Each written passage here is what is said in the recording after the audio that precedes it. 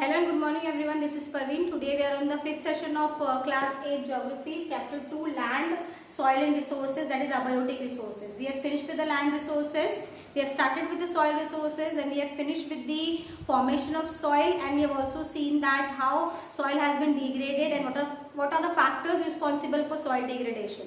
Now we will see how we can conserve the soil erosion or soil degradation. Okay, first one is afforestation. These are the different methods through which we can conserve the soil, through which we can stop the soil erosion and soil degradation.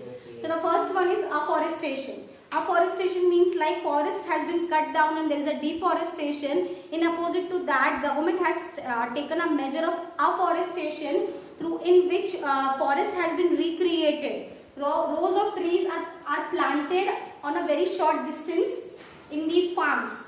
In a farm areas where farming was there, in those areas rows of trees are planted on a very short distance so that these rows of plants can stop the rainwater, can stop the water flow, because of which there is a soil erosion and soil degradation. And this particular method is usually used in coastal and dry regions.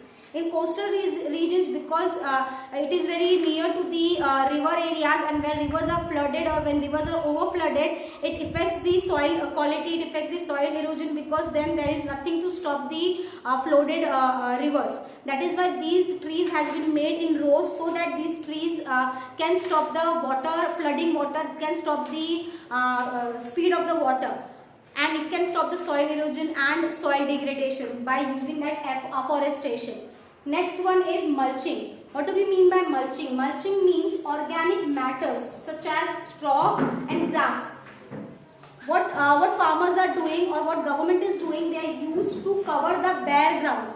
Where there is a bare ground, there is no plants and trees on that ground. So to save that bare ground, straws and grasses are used to cover those grounds, so that if there is a rainfall, if there is any kind of soil erosion, or if any kind of wind was there, speed in wind was there, on that time these straw and grass which is there on the land can save the erosion of the land and can save the degradation of the land. So it is called as mulching, where organic matters have been used, like straw and grasses have been used to cover the bare land, so that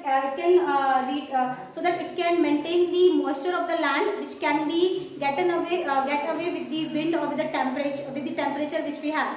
So to retain the moisture of the land, moisture of the bare land, this mulching method was used. In this method, on the bare ground, straw and grasses have been covered. Straws and grasses are there which covered the bare land.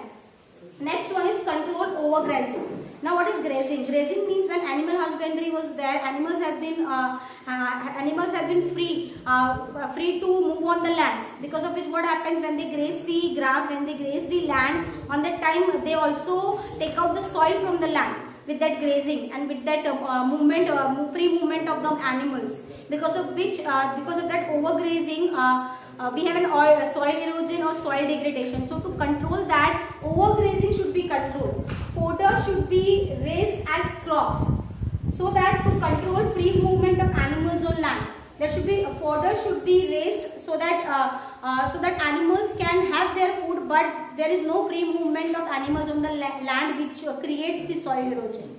Now next one, fourth one is control barriers.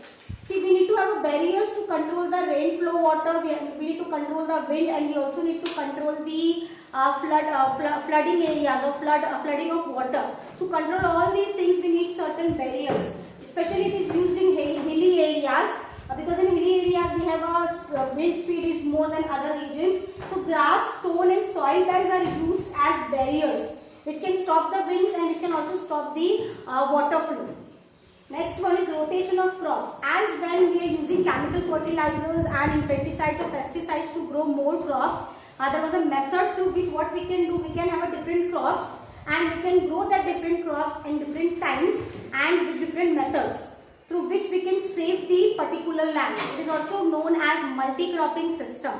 Multi-cropping system means different crops have been grown at different period of time or at different times on the same land by using different methods, which can increase the fertility of land and which can also slower down the soil erosion or soil degradation.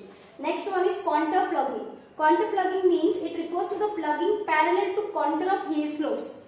It is specially used in hilly areas where plugging was there on the parallel of the hill slopes, so that these hill slopes can be acted as a barrier for rainwater to stop, to make soil erosion or soil degradation on the field or on the farms. Next one is terrace farming. It is used in steep slopes, or it is also used in hill station where low flat terraces have been made to cultivate the crops, so that those terraces and those division of farm because of those terraces can stop the water flow and can stop the wind to erase the soil from the land. Next one is intercropping. Different crops are grows in different rows at the same time. It is called as modern farming. At the same time, on the same land, what we are doing, we are making a different rows, and in these different rows, different crops have been grown at the same time, so that we are having a different crops on the same land at the same time. So there is no use of land. There is no question of using that land again and again for cultivating different crops, when these different crops can be cultivated on the different rows at the same time. And the last one is construction of dams. Dams have been constructed to stop the river flows, which can stop the flooding and which can also provide the irrigation facility to farming areas. So these are the different methods through which we can conserve the soil and we can stop the soil degradation, or we can stop the soil erosion. I hope you have understand this. Now in next session we will see what are the water resources. Till then, thank you.